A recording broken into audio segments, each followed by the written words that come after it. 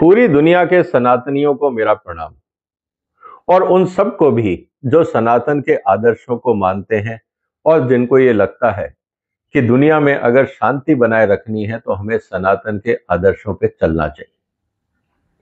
दोस्तों, आज खुशी की बात इस बात को लेकर है कि महाकुंभ 2025 जो प्रयागराज में आयोजित किया गया था, वो दुनिया के इतिहास में सबसे बड़ा एक गैदरिंग के रूप में रिकॉर्ड दर्ज हो गया। 63 करोड़ के आसपास लोग एक शहर में 45 दिन में पहुंचे।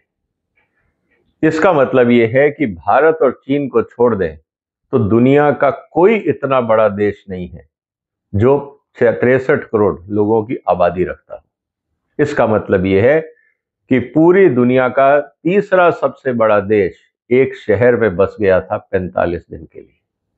यह बात हमें माननी पड़ेगी। और सबसे इंपॉर्टेंट बात यह, वहां पर ना किसी तरह का कोई दंगा हुआ, ना किसी तरह की कोई अराजकता फैली, ना किसी तरह का कोई किसी धर्म के खिलाफ प्रचार हुआ, ना कोई छुआछूत की खबरें आई, ना जातिवाद की बातें हुई। सिर्फ लोग गए, श्रद्धा से मां गंगा को प्रणाम किया, उसमें डुबकी लगाई और वापस अच्छे मन से घर को वापस आ गए। इससे बड़ा इंसानियत का महोत्सव दुनिया में क्या हो सकता है। इसलिए दोस्तों, मैं आप सबको बहुत बहुत प्रणाम करता हूं। लेकिन जब इतना बड़ा आयोजन होता है तो दुनिया में हर तरह की चिंताएं भी होती हैं कि कैसे होगा, क्या होगा। आफ्टर ऑल ये कुंभ होता क्या है, हमारे बहुत सारे लोग जानना चाहेंगे। आज हम इसी की चर्चा करेंगे। इसीलिए आपसे निवेदन है कि आप इस वीडियो को शेयर करिए ताकि दुनिया के हर देशों तक, आपके हर दोस्तों तक ये खबर पहुंचे कि किस तरह से इतना बड़ा महा आयोजन हुआ और किसी को कहीं भी कुछ भी ये नहीं लगा कि यहां कुछ गलत हो रहा है। इनफैक्ट पूरी दुनिया उत्साहित थी और आधी से ज्यादा सनातन जो बिरादरी है दुनिया की, वो एक शहर में पहुंच चुकी थी। इस बात को लेकर हमें बड़ा गर्व होता है। दोस्तों, जब कुंभ की हम बात करते हैं तो सबसे इंपॉर्टेंट बात है कि वहां होता क्या है, वहां क्या किया गया जिसको लेकर इतना बड़ा आयोजन हुआ था। सबसे पहले तो देखिए, ये 144 साल बाद हुआ। उसकी डिटेल में आपको इसलिए मैं नहीं दिखाऊंगा क्योंकि बहुत सारे चैनल्स पे आपने देख ली होगी। लेकिन वहां आयोजन क्या हुए, एक सबसे इंपॉर्टेंट बात था जिसको हम बोलते हैं कि रॉयल बाथ या शाही स्नान। लोग जाते हैं खास दिनों में, पर्व के दिनों में, और डुबकी लगाते हैं। साथ ही साथ थ्रू आउट मेला, जब तक ये पूरा 45 दिन का कार्यक्रम रहा, खास स्नान के अलावा भी करोड़ों लोगों ने बाकी दिनों में भी स्नान किया। भजन हुए, प्रवचन हुए, संस्कृति के बारे में बात हुई, मानवता क्या होती है इसके बारे में चर्चा हुई, एक दूसरे को कैसे खुश रखना है इसको देख के चर्चा हुई, इन बातों पे चर्चा हुई। मेडिटेशन हुआ, योगा किया लोगों ने, बहुत सारे अखाड़े थे, सत्संग हुए, स्पिरिचुअल डिस्कोर्स हुए, और सबसे इंपॉर्टेंट बात, 63 करोड़ लोगों की एक कम्युनिटी गैदरिंग हुई। लोग मिलके गए, परिवार गए, समाज गए, बसें भर भर के गई। सब कुछ हुआ, लेकिन सब शांति से। इतना बड़ा अगर अरेंजमेंट हुआ है, अरेंजमेंट किया गया था करीब 40 करोड़ के आसपास का, पहुंचे 63 करोड़, मतलब 50% एडिशनल। उसके बाद भी इंतजाम बरकरार रहे। ये अपने आप में एक काबिलियत है। जब पूरी दुनिया एआई की बात कर रही है, पूरी दुनिया में लड़ाई मारकाट की बातें हो रही हैं, हमारे यहाँ शांति से, धर्म का अनुसरण करते हुए शांति से हम लोगों ने सारे काम पूरे किए। कुछ लोग ऐसे थे जो लगातार 45 दिन तक वहां रहे। करीब 20 लाख लोग ऐसे थे जो पूरे 45 दिन वहां रहे। और यह भी कहा जा रहा है कि जो पीक डेज थे वहां उम्मीद ये थी करीब 8 करोड़ के आसपास भी लोग पहुंचे होंगे। ये बात हमारे सामने। इतना बड़ा अरेंजमेंट करने के लिए कुछ आंकड़े में आपके सामने रखा। 4000 हेक्टेयर में जमीन थी जिसको मेले के रूप में बनाया गया था। पूरे क्षेत्र को 25 सेक्टर में बांटा गया था और जो घाट की लंबाई थी वो करीब 12 किलोमीटर लंबी बनाई गई थी और करीब 1850 हेक्टेयर के अंदर पार्किंग का अरेंजमेंट किया गया था। बाद में बढ़ भी गए होंगे, जैसे जैसे ट्रैफिक जाम की खबरें आई अरेंजमेंट और बढ़ा दिए गए थे, लेकिन ये इनिशियल प्लान था जो मैं आपको बता रहा हूँ। करीब मेला के आसपास के क्षेत्र में 450 किलोमीटर की सड़कें बनाई गई ताकि लोग आसानी से पहुंच सके। जब इतने लोग पहुंचेंगे तो निश्चित रूप से हाइजीन एक बहुत बड़ा फैक्टर होगा। करीब 1.5 लाख टॉयलेट्स बनाई गई और इस पूरे एकोमोडेशन के अंदर करीब 25,000 बिस्तरों का इंतजाम किया गया ताकि अगर कुछ लोग वहां रहना चाहे एक रात के लिए, 2 रात के लिए, तो इंतजाम हो। 45,000 के आसपास करीब सिक्योरिटी पर्सनल रहे और 55 पुलिस स्टेशन बनाए गए सिर्फ मेले को मैनेज करने के लिए। महाकुंभ के आयोजन के लिए 55 पुलिस स्टेशन बनाए गए और करीब 3,000 सर्वेलेंस कैमरे लगाए गए पूरे क्षेत्र में ताकि किसी भी तरह की कोई घटना ना हो सके। अब इतना बड़ा आयोजन होता है, टेंट लगते हैं, खाना बनता है, बहुत कुछ होता है, आगजनी की घटनाएं भी हो सकती हैं और एक हुई भी।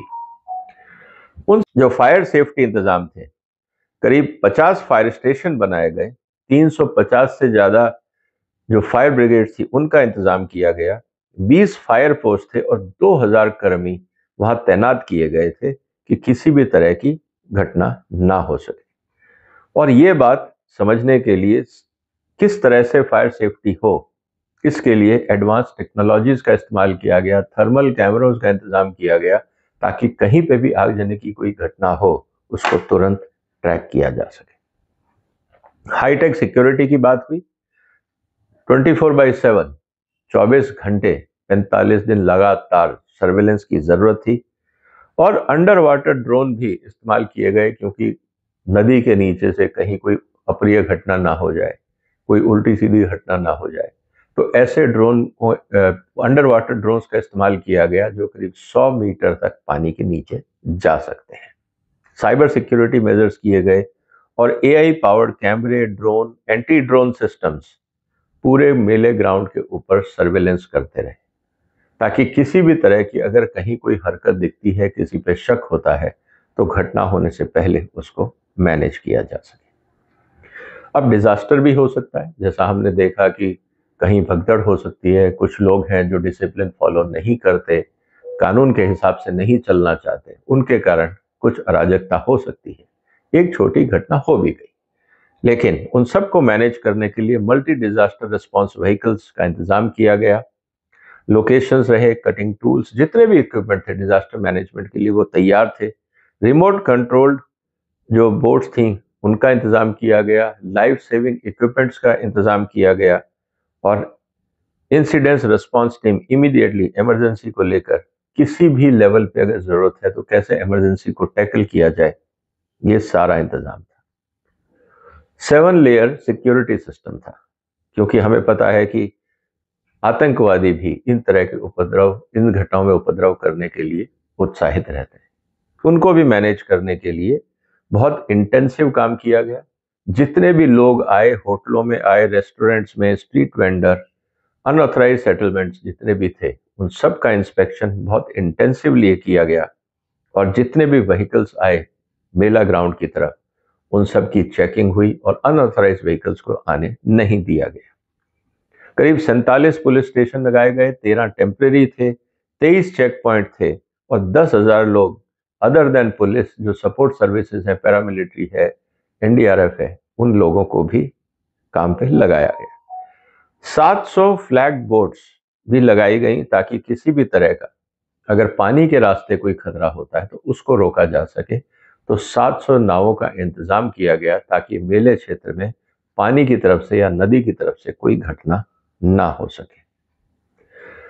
नदी की सिक्योरिटी के लिए अंडर वाटर मॉनिटरिंग ड्रोन लगाए गए, करीब 3,800 लोगों को तैनात किया गया पानी के ऊपर और पेट्रोलिंग के लिए 11 स्पीड बोट्स हमेशा तैनात रही जो ये देखती रही कि किसी भी तरह की कोई घटना ना हो जाए। अब इतना बड़ा अगर आयोजन होता है दोस्तों, तो आपको ये मानना पड़ेगा, जैसा हिंदी फिल्मों में देखा जाता है कि 2 बचपन में भाई बिछड़ गए और बाद में पता लगा कि साहब तो कुंभ में बिछड़े थे और 20 साल 25 साल बाद किसी प्रोग्राम में मिले। अब इस तरह की घटनाएं ना हो, हिंदी फिल्म इंडस्ट्री का जो एक सबसे बड़ा प्लॉट था खोने का, इस बार टेक्नोलॉजी ने उसको खत्म कर दिया। लॉस्ट एंड फाउंड सेंटर्स बनाए गए और उन सबको मल्टी लेयर कम्युनिकेशन सिस्टम से कनेक्ट किया गया ताकि अगर कोई बिछड़ गया है, खो गया है, तो उसके उनके परिवारजनों को मिलवा दिया जाए। सोशल मीडिया का इस्तेमाल किया गया, बाकी जो कम्युनिकेशन सिस्टम थे उनका इस्तेमाल किया गया, और क्यूआर कोड, हाईटेक सेंटर्स, आप अपनी कंप्लेंट लिखवाइए, और इस तरह से कोऑर्डिनेशन था कि एक दूसरे को वो मिलवा दिया जाता था, और ऐसा हुआ भी। अब ये जब सब काम हुआ दोस्तों, तो कुछ खर्चा भी हुआ होगा। खर्चा करीब 7.5 से 8 हजार, करीब आप मान सकते हैं $1 बिलियन के आसपास यूपी सरकार और केंद्र सरकार ने मिलकर खर्चा होगा। अब कुल मिला के ये कहा जा रहा है कि $1 बिलियन तो हमने खर्चा, करीब 25 से 30 बिलियन की जो आमदनी हुई होगी इस क्षेत्र में लोगों की और सरकार की। अगर हम इकोनॉमिक दृष्टि से भी देखें तो मुझे लगता है कि एक बहुत बड़ी सीख मिली है पूरी दुनिया को कि अगर हम इस तरह की बड़ी रिलीजियस गैदरिंग करते हैं और ढंग से करते हैं तो ये प्रॉफिटेबल बिजनेस है। अब मेरा निवेदन है कि जितनी भी राज्य सरकारें हैं वो अपने अपने राज्यों में टूरिज्म को बढ़ावा दें, इस तरह के बड़े कल्चरल इवेंट्स को एनकरेज करें, क्योंकि इससे उनको भी राजस्व मिलता है। राजनीति की बात ना करें, आपस में समाज को बांटने की बात ना करें, समाज को जोड़ें। जिस तरह से महाकुंभ ने किया, किसी ने जातिवाद की बात नहीं करी, किसी ने किसी भी तरह की उपद्रव वाली बातें नहीं हुई, गलत बातें नहीं कही, किसी धर्म के खिलाफ कोई चर्चा नहीं हुई। उसके बाद भी $25 बिलियन, अगर आप इसको भारतीय करेंसी में करें तो करीब 2.5 से 3 लाख करोड़ रुपए का व्यापार प्रयागराज और यूपी में हुआ होगा। अब इसका फायदा किसको मिलेगा? राज्य सरकार को मिलेगा, और ये जो पैसा जनरेट हुआ ये कहाँ जाएगा? वापस राज्य सरकार के और वहां के लोगों की भलाई में लगेगा। तो नुकसान किसी का नहीं होता है, ये बात हमें समझनी होगी। और साथ ही साथ ये भी कहना है कि जो टूरिस्ट स्पेंडिंग थी वो अलग से करीब 2 लाख करोड़ के आसपास होगी। हेलीकॉप्टर्स का भी इंतजाम किया गया था, और 7,000 टूरिस्ट जो थे वो हेलीकॉप्टर के माध्यम से त्रिवेणी पहुंचे। एक पैसेंजर का किराया था 5,000, तो अब आप समझ लीजिए कि करीब 3.5 करोड़ रुपए रोजाना और करीब 160 करोड़ रुपए के आसपास की आमदनी हेलीकॉप्टर सर्विसेज को भी हुई। इसके अलावा हजारों बसेस, हजारों ई रिक्शा, हजारों tea stall, motor bikers, scooter bikers, two wheeler bikers, बहुत सारे लोग थे जिन्होंने यहाँ पे अपनी आमदनी बढ़ाई। फूल बेचने वाले, हैंडीक्राफ्ट, आप समझ सकते हैं कि कितने लोगों को रोजगार मिला होगा, कितने घरों में खुशी पहुंची होगी। इसीलिए सबसे पहले तो हमें इस बात को समझना होगा कि सनातन को जो लोग गाली देते हैं उनको ये बात समझ में आ जानी चाहिए कि इससे ज्यादा पीसफुल अप्रोच दुनिया में कहीं नहीं है। हम आज सस्टेनेबिलिटी की बात करते हैं, चाहे वो हम कोएग्जिस्टेंस की बात करें, समाज में सस्टेनेबिलिटी की बात करें, किसी भी जगह पे बात करें, सबसे इंपॉर्टेंट बात यह है कि सनातन ओवरऑल समाज की ग्रोथ और सस्टेनेबिलिटी चाहता है। उन सबको महाकुंभ ने जवाब दे दिया है। इसके बाद भी अगर वो डिवाइड एंड रूल की पॉलिटिक्स करना चाहते हैं तो ये उनकी बदकिस्मती है कि एक अच्छे समाज को तोड़ना और बर्बाद करने का पूरा प्रयास ये लोग कर रहे हैं। लेकिन मुझे लगता है कि जो सनातन के वैल्यूज हैं, सनातन धर्म जो सिखाता है वो जोड़ना सिखाता है। इसीलिए मैं कहता हूं सनातन एंश्योर्स सस्टेनेबिलिटी साइलेंटली। हम शोर नहीं मचाते, हम चुपचाप काम करते हैं। दोस्तों, उम्मीद है कि हम सबको इस बात पे गर्व होगा कि महाकुंभ सफलतापूर्वक संपूर्ण हुआ। अब और भी कुंभ आएंगे, बड़े उत्सव होंगे। भारत को एक रिलीजियस टूरिज्म को लेकर एक बहुत उत्साहक जो रिस्पांस मिला है ये बाकी राज्यों तक पहुंचेगा।